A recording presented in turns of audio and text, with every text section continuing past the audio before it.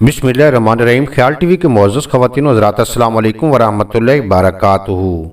मैं हूं आपका दोस्त मोहम्मद अली खिज़र। आज की इस वीडियो में हम आपको बताएंगे कि अगर मियाँ बीवी कुर्बत कर रहे हों और अज़ान होने लगे तो अज़ान के एहतराम के लिए ये अमल छोड़ देना चाहिए या नहीं।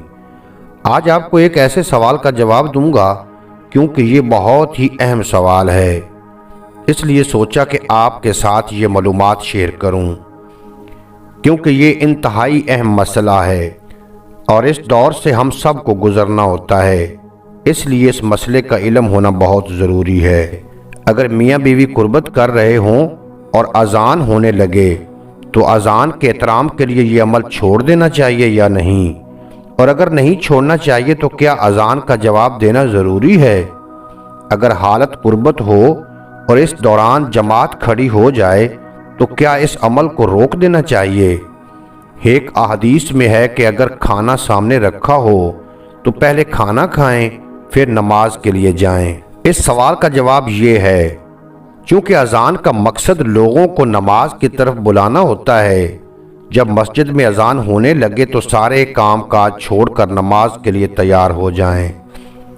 अव्वल वक्त में नमाज अदा करनी चाहिए, क्योंकि नबी अकरम सल्लल्लाहु अलैहि वसल्लम का फरमान है कि बेहतरीन अमल नमाज है, इसको अव्वल वक्त में अदा करना चाहिए। और जब कुर्बत की हालत में अज़ान होने लगे या कामत की आवाज़ सुनाई दे तो इस अमल को जारी रखने में कोई हर्ज नहीं।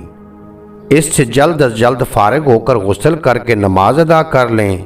याद रहे, अज़ान सुनने के बाद बिस्तर पर लेटे रहना हत्ता कि अकामत होने लगे तब कुर्बत करना ये सरासर गलत है, गफलत है।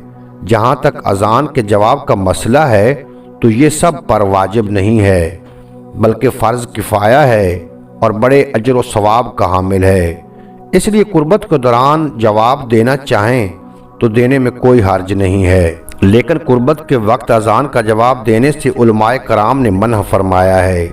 जब इस अमल से फारिग हो जाए तो बकिया कलमात का जवाब दे सकते हैं, जैसा कि हम सब ही इस बात से बहुत ही अच्छे से वाकिफ़ हैं। हमारा जो दीन है वो हमारी हर मामले में रहनुमाई फरमाता है।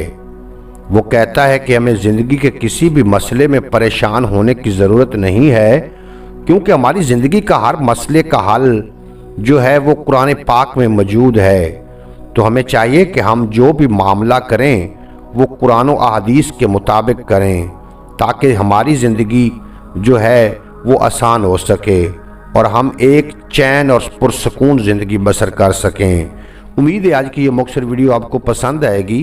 अगर वीडियो पसंद आई हो तो चैनल को सब्सक्राइब फरमा के बेल नोटिफिकेशन को प्रेस करना, ताकि मुस्तकबिल में अपलोड होने वाली तमाम वीडियो बर वक्त आप तक पहुँचती रहें।